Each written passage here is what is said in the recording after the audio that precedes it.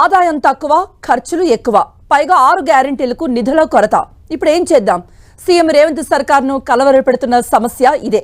ప్రభుత్వ ఆదాయ వనరులు పెంచుకోవడమే ప్రభుత్వ ప్రథమ కర్తవ్యం.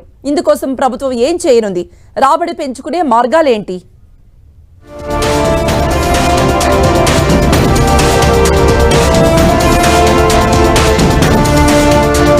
సంక్షేమ పథకాల అమలు కాంగ్రెస్ ప్రభుత్వానికి సవాల్గా మారింది.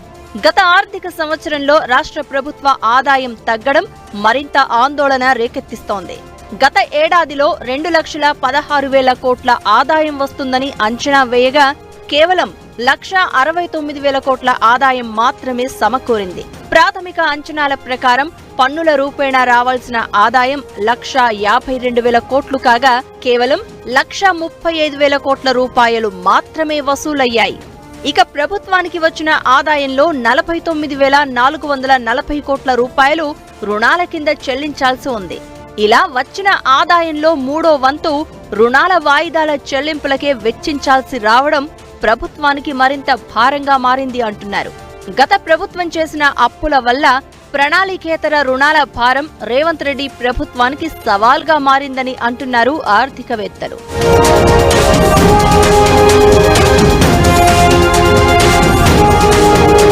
ఇక అధికారం కోసం కాంగ్రెస్ ఇచ్చిన హామీల భారం దాదాపు 53,196 కోట్లు. మహిళలకు ఉచిత ప్రయాణంతో పాటు నెలకు 2,500 రూపాయల ఆర్థిక సాయం, 500కే వంట గ్యాస్ కు అయ్యే ఖర్చు అదనమని చెప్తున్నారు. ఈ క్రమంలో 6 గ్యారెంటీలను అమలు చేయాలంటే ఆదాయం పెంచుకోవడం ఒక్కటే మార్గమని రేవంత్ సర్కార్ అభిప్రాయపడుతోంది. కాంగ్రెస్ పార్టీ ప్రతిష్టాత్మకంగా భావిస్తున్న 6 గ్యారెంటీలతో పాటు గత ఎన్నికల్లో ఓట్ల వర్షం కురిపించిన రైతు రుణమాఫీకి నిధులు సమకూర్చుకోవాలంటే ఆదాయం పెంచుకోక తప్పనిసరి పరిస్థితి. ఇందుకోసం హైదరాబాద్ శివారు ప్రాంతాల్లోని విలువైన ప్రభుత్వ భూములను విక్రయించాలని భావిస్తోంది ప్రభుత్వం. ఇదే సమయంలో భూముల విలువ పెంచి రిజిస్ట్రేషన్ ఆదాయం పెంచుకోవాలని ప్లాన్ చేస్తోంది. తెలంగాణలో హైదరాబాద్ నగరంతో పాటు చాలా ప్రాంతాల్లోనూ భూముల మార్కెట్ ధరకు ప్రభుత్వ విలువకు మధ్య చాలా వ్యత్యాసం ఉంది. రిజిస్ట్రేషన్ చట్టం ప్రకారం ప్రతి ఏటా భూముల మార్కెట్ విలువను సవరించాలి. అయితే తెలంగాణ రాష్ట్రం ఏర్పడిన తర్వాత 8 ఏళ్ల వరకు భూముల విలువ పెంచలేదు. 2021 జూలైలో ఒకసారి, 2022 ఫిబ్రవరిలో రెండోసారి భూముల విలువను పెంచింది అప్పటి సర్కార్.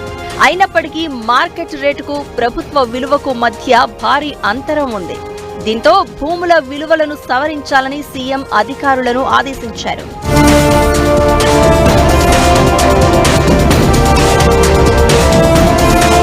గత ఏడాది మద్యం విక్రయాలు అధికంగా పెరిగినా ఎక్సైజ్ ఆదాయం అనుకున్నంత మేర రాలేదు.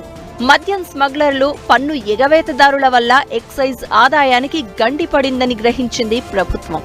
దీంతో మద్యం స్మగ్లర్లపై కఠిన చర్యలు తీసుకోవాలని అధికారులను ముఖ్యమంత్రి రేవంత్ రెడ్డి ఆదేశించారు. మరోవైపు తెలంగాణలో జీఎస్టీ ఎగవేతపై రాష్ట్ర ప్రభుత్వం ఆందోళన వ్యక్తం చేసింది. కమర్షియల్ ట్యాక్స్ విభాగంలో గతంలో జరిగిన పొరపాట్లు పునరావృతం కాకూడదని, జీఎస్టీ రిటర్న్స్ ఫైలింగ్ లో ఎలాంటి అవినీతి, అక్రమాలు జరగకుండా చూడాలని సీఎం రేవంత్ రెడ్డి అధికారులను హెచ్చరించారు. పన్నుల రాబడిని పెంచి లక్ష్యానికి అనుగుణంగా కార్యాచరణ ప్రణాళిక సిద్ధం చేయాలని సీఎం సూచించారు. ఇక ఇసుక ద్వారా వచ్చే ఆదాయం పెరగాలంటే అక్రమ రవాణా అరికట్టాల్సి ఉంది. దీనిపైన సీరియస్ గా దృష్టి పెట్టారు సీఎం. ఇకపై ప్రతి నెల ఆదాయ పెంపును సమీక్షిస్తామని తేల్చి చెప్పారు సీఎం. దీంతో సంక్షేమ కార్యక్రమాల అమలుతో పాటు ప్రభుత్వ ఆదాయం కూడా రేవంత్ సర్కార్ ప్రాధాన్యత అంశాల్లో ఒకటిగా మారిందని అంటున్నారు.